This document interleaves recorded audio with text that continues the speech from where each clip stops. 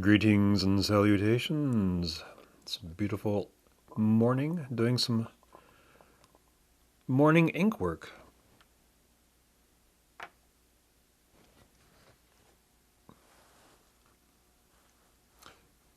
So I have an alternative Instagram account that I started a while ago as an experiment, and then it sat for about a year. And so I've gotten back into it. And some of these are posted on that. They're not posted on the main Instagram account. I might change that at a later date, but for now, that's how it's going to be. This is different, slightly different than the other projects I've been working on. It's an old idea. Well, not technically an old idea, but it's an old idea for me that I started up in high school.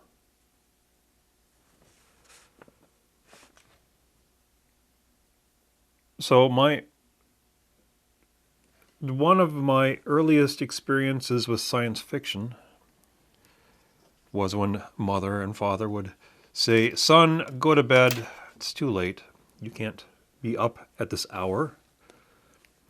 This is when we were living in Oregon, and this was back in the day. Yes, way back in the day, the steam engine and stone tablet day, where television stations signed off.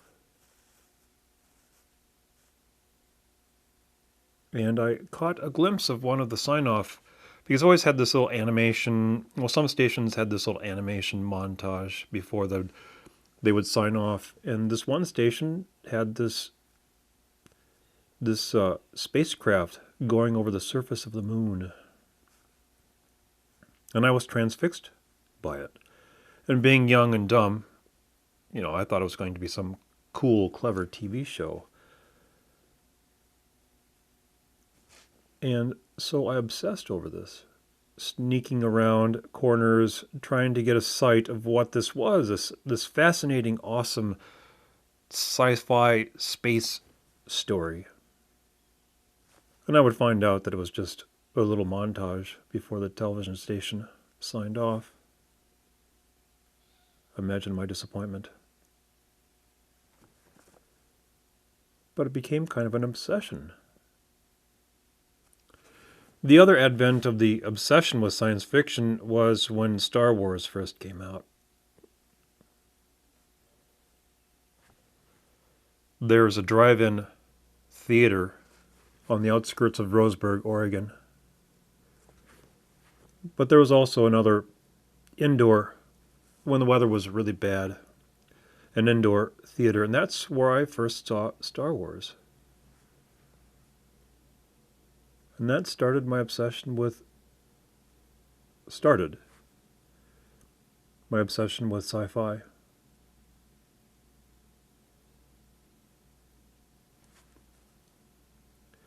This right here is an idea that I started when I was in high school. I enjoyed Star Wars, and I always enjoyed Star Trek, but there was something about it that kind of bugged me. Even to this day, I'm not quite sure what it was in the child brain that bothered me so much. But I thought I would set upon myself to make my own version of Star Wars or Star Trek. And I worked on it for a little while.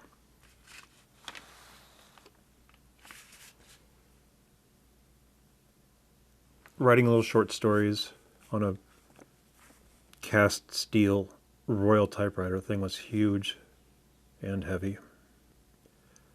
But even as much as I drew at that time, and I drew every day, every opportunity there was, every time in school I would be yelled at for drawing in class.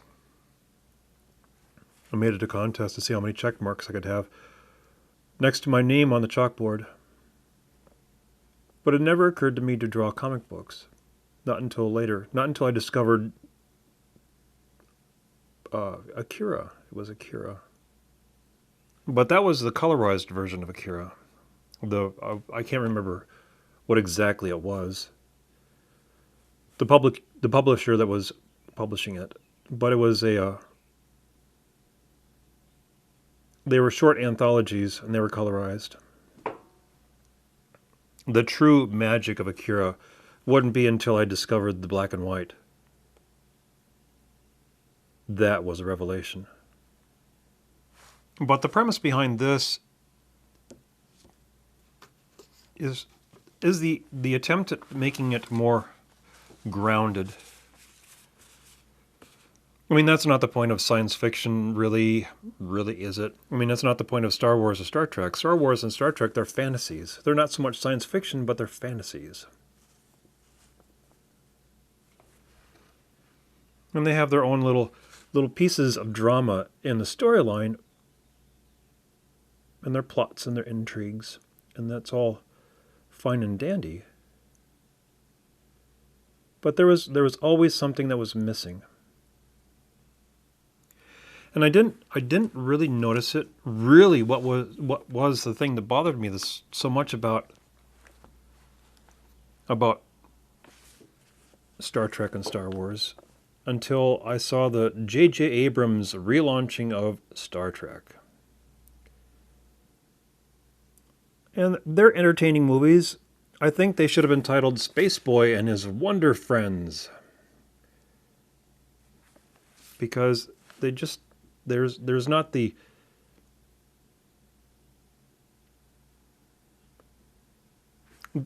there's a Walmart level of let's appeal to as many people as we humanly possibly can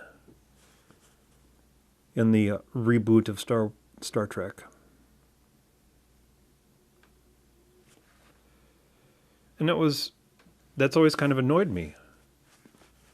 But what really annoyed me was the fact that when the Starship Enterprise was struck,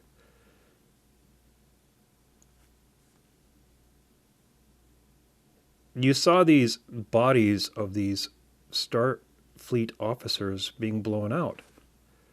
And there was this weird disconnect.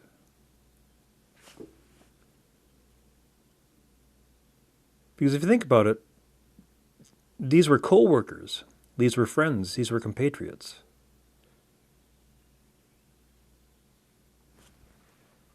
And there wasn't any kind of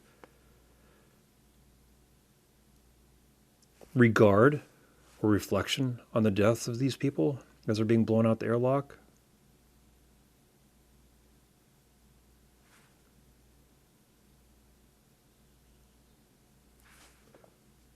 I mean, there was the entertaining little thing about the man in red, the security man in red from the Star Trek original series.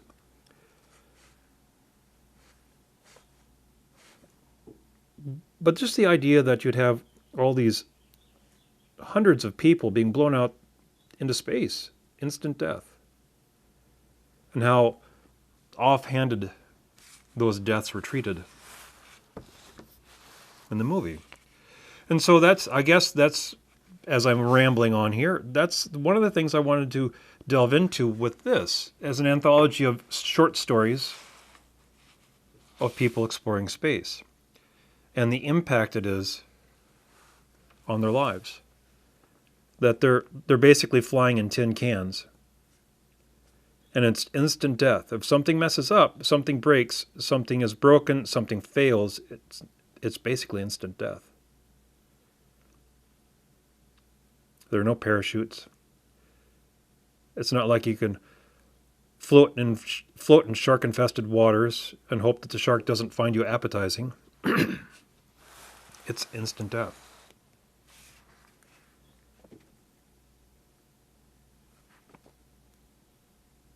And the idea in this story, of these stories, is to nail that home.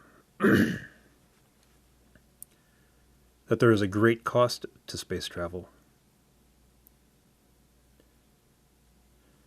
You know, obviously, there's going to be research involved.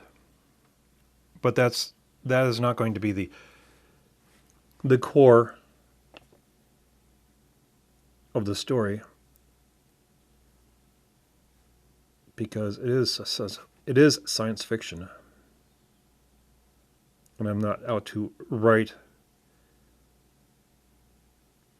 a comic book on the ins and outs of specific scientific aspects of spaceflight. Only that it supports the storyline.